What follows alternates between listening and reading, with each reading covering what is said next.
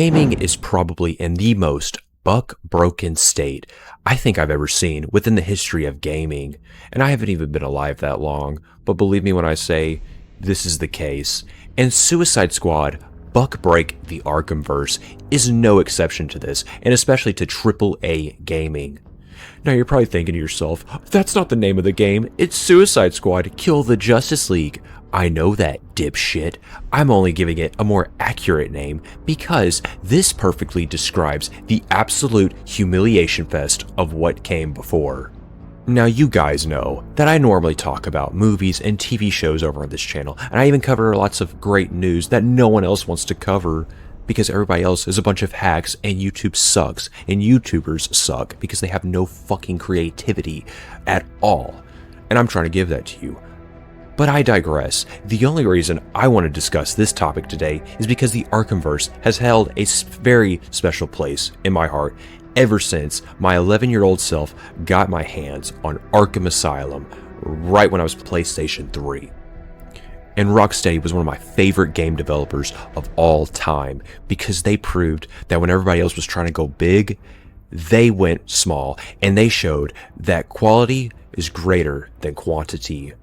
And they paved the way. They pushed the envelope for AAA gaming and showed everybody else how it can be done, and that bigger doesn't always mean better.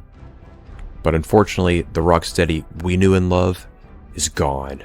All we have left is modern day slop brought to you by Sweet Baby Inc. And believe me, we'll get to them in just a second. But before we do that, and before we even get to all that shit, you better like and subscribe to this video, because if you don't, you're no better than the people over there at Sweet Baby Inc. That's the rules. I don't make them, I just enforce them, alright? But in all seriousness, it's time to go over why this game, Suicide Squad Break the Arkhamverse, is everything wrong with AAA gaming. That shoes on the other bad foot. Now, to start off with the overall gameplay, I'm actually not really going to focus on the gameplay itself because this is a live service title. They're constantly going to keep adding content to this, but it's fun for the most part. I thought it played very smoothly on my PlayStation 5. However, I did come across a lot of performance issues, and I did have to deal with a lot of bugs and the game crashing. That was kind of frustrating, but when it actually does play well, it plays really well. It is very smooth. The characters, for the most part, play okay. I didn't really have any issues with that, but I think the major problem with this game, it comes right down to the gameplay loop, a lack of variety with the enemy types, and the horrendous boss battles. And enough of that. I don't even want to go any further into the gameplay because I can't really say that it's a finished product in that sense because, of course, it's a live service game. They're going to keep adding stuff to the post-launch content. But other than that, I think it's time that we address the elephant in the room, or in this case, the bat in the room.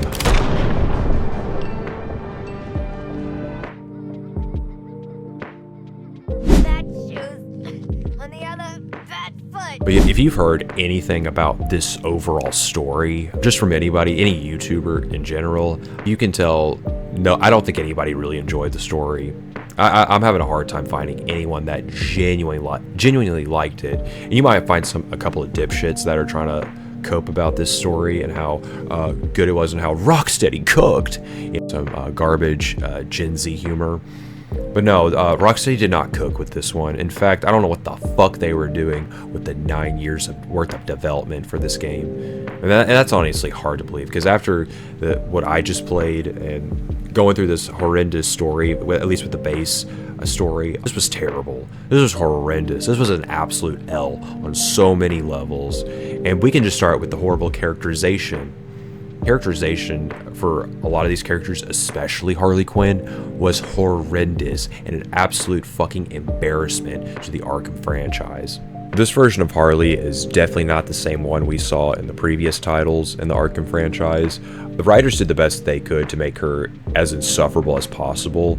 I felt like her performance, especially with Tara Strong voicing the character, I just felt like she has completely regressed in terms of this voice acting role. She's made it more insufferable, and like every time I listen to the Harley Quinn voice from Tara Strong, like, the less I want to hear it. I want this character to die out completely. I'm so sick of the popularity with Harley Quinn and making her this anti-hero, if you will. This anti-hero who can do no wrong. Everybody else has done wrong to her. It's not her fault. She didn't do anything wrong, especially in the Arkhamverse, where it's canonically shown that her and Joker killed a bunch of kids on a bus and they mixed their body parts. I believe that is in the canon to the Arkhamverse. But despite all that, they try to make her as insufferable as possible, and everything that they try to reference from the previous Arkham series, like her outfits or some of the things that Batman did to her, it was quote-unquote wrong, and it needed to be corrected or course corrected. And you see this plenty of times throughout the game where she like scoffs at one of her older outfits, or that tit for tat scene where she's trying to carry Batman. You get where I'm going with this. That's all you get from this, and her character model was also a complete downgrade. I know a lot of people have done the side-by-side comparison to her last character model, which was from Arkham Knight, which was 10 times superior to whatever the fuck we got in this game. And honestly, just based on this whole comparison alone, I think we can all assume that this cake is most certainly a lie. And speaking of lies, or inconsistencies for that matter, another character that gets a complete downgrade is Deadshot, or I like to call Ghetto Shot, because that's all he fucking acts like. It's just fucking ghetto here and there. The way he talks, he's like, oh, stupid ass, looking ass, dude ass. That's all you hear from this dude. And I don't know whose bright idea it was to race swap Deadshot, or try to write in this reason that, like, oh, he was the real one the whole time. That other one we knew from the previous Arkham titles was a fake. But then, if you actually read into the codex files or listen to the audio logs in this game, which was horrendously written, and we'll get into that in just a second, you actually realize that for some reason they went this route of like things way more complicated than they should have been. Instead of just sticking with the whole white Deadshot comic accurate one was a fake, apparently they went with the route, and apparently the black Deadshot and the white Deadshot are actually still technically Deadshot, and the white one isn't technically a fake, but he's from the multiverse, or he's from another Earth. I thought it was stupid, and it just shows you that the writers could not make up their mind where they wanted to go with certain things. They were not very confident with what they wanted to do. It's just like they did it because they could. That was it. And shit like that I have no fucking respect for. If you're gonna like fucking go all out with this woke shit, just fucking go all in and just let people know who you are. I mean, granted, we know who these people are. Damage has been done. We know they're shitty people. We know they're shitty writers. They have no talent. Other than that, you have those type of inconsistencies, and then how other characters, like other two characters you play as, Captain Boomerang and King Shark, they're not as bad. They're kind of nothing burgers to me. Captain Boomerang's just like some obnoxious clown who has like they really exaggerated his voice in this. It sounded like I was listening to something from a theme park ride, or like you'll listen to a famous character from like Disney theme park, or like at Six Flags, where a character will, or like actor will reprise a character role or a fictional character role, and they'll over exaggerate their lines because they understand the context that this is for a theme park ride. It's supposed to be exaggerated. It's supposed to be more playful. That's what it sounded like when I was listening to Captain Boomerang's dialogue, and especially other people's dialogue. It's just like, why is it like this? Why are they talking like this? Like this fucking Dora the Explorer. Shut the fuck up. I honestly kept saying that to myself, or to the game, when it like kept talking and running their mouths. It was like, please, just shut the fuck up. And I think another YouTuber, I think his name is Griffin Gaming, he actually mentioned this himself, and I thought it was actually kind of funny that he mentioned that, because I had that's the same exact thought process as he did with that whole scenario. And King Shark is just basically Drax the Destroyer copycat from the MCU, or at least that version of Drax. That's just all King Shark was. He may have had like a couple of good lines, but overall wasn't that great. A lot of these characters were just not likable, and then that's because the writers didn't know how to make likable characters, nor did they know what the fuck they were doing. Which leads on to my next point.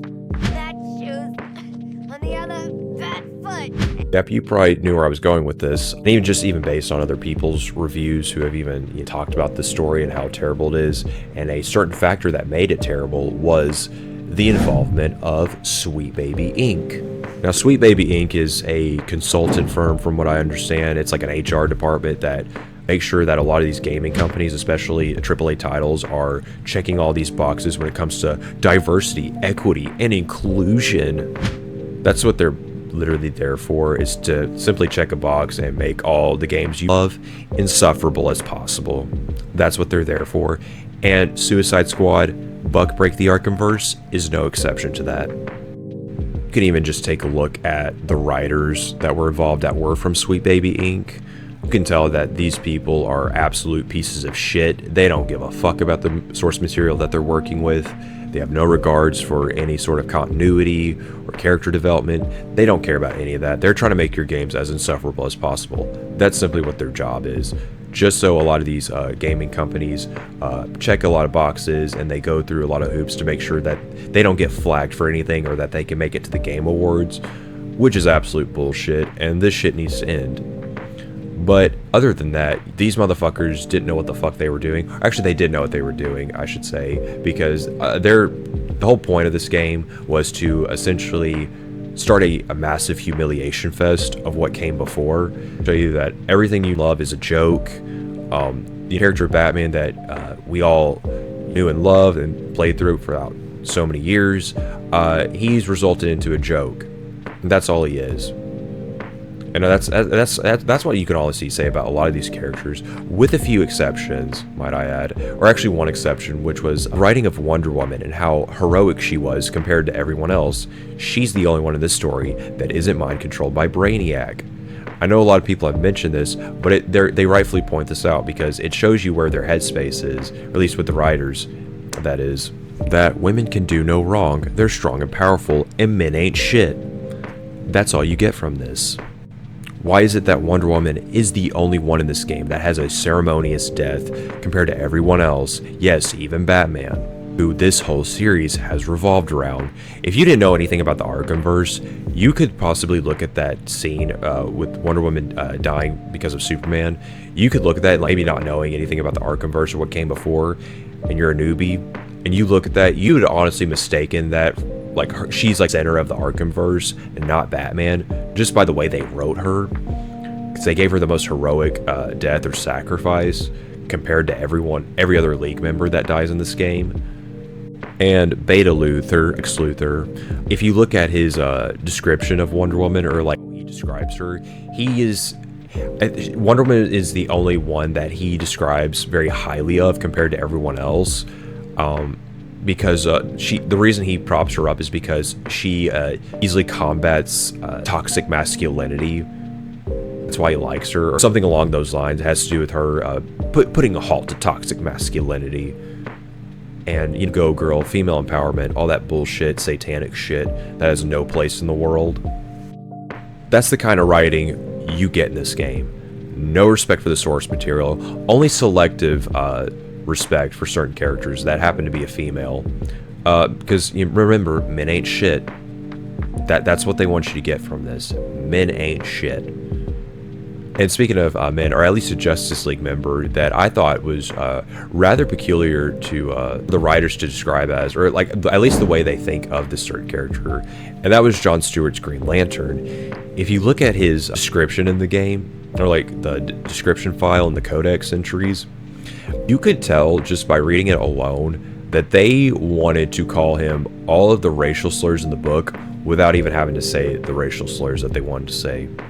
That's how bad it is, because John Stewart is somebody that likes to enforce the law. He's like a space cop, because that's what Green Lanterns are, essentially, are space cops. And he's somebody that wants to uphold the law and is described as someone that is one of the good ones, as if that's a bad thing. Essentially, they just wanted to call him this, or rename John Stewart's Green Lantern to this. The King.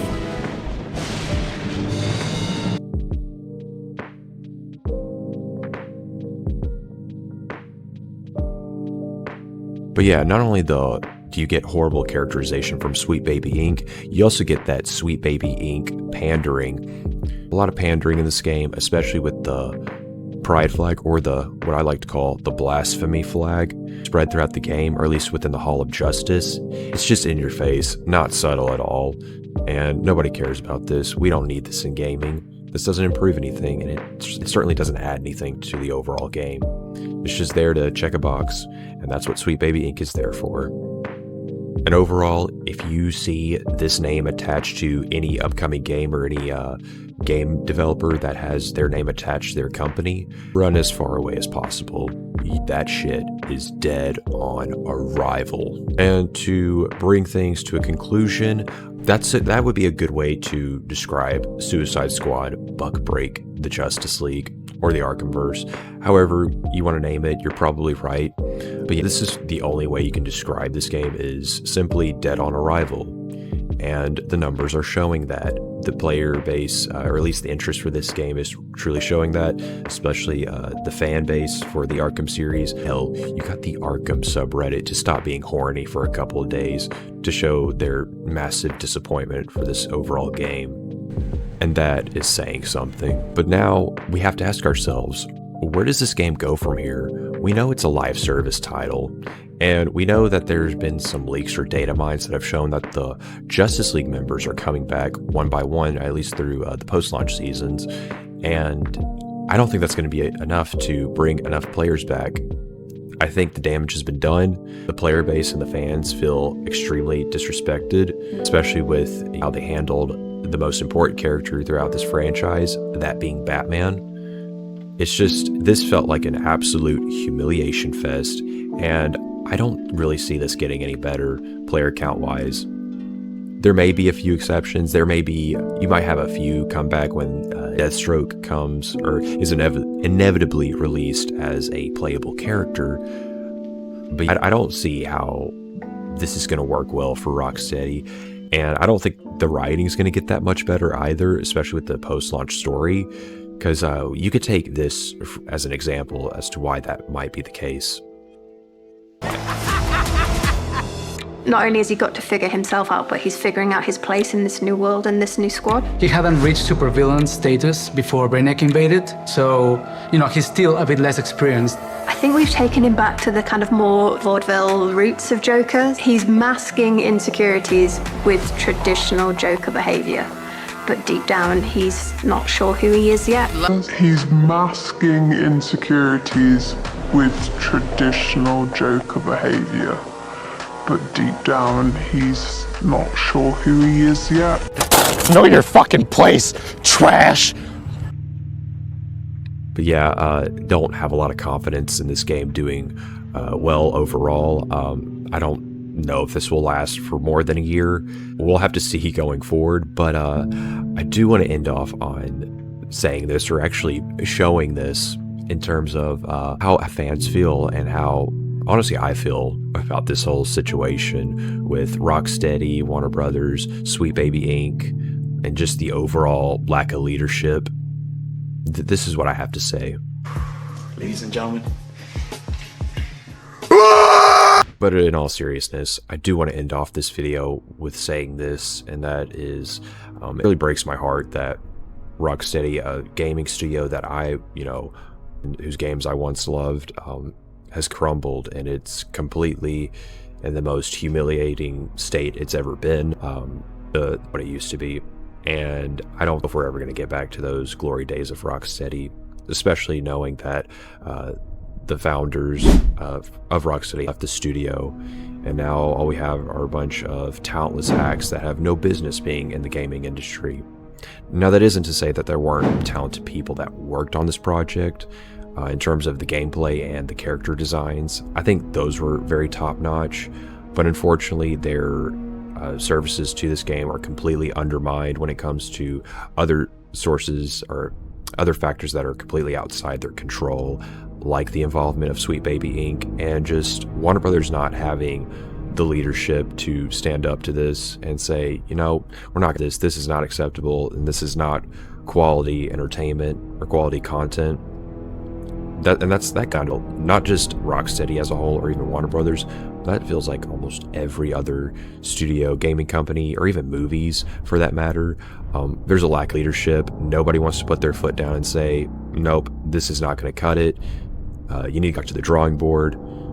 There's none anymore, and it's really sad to see how things have fallen apart.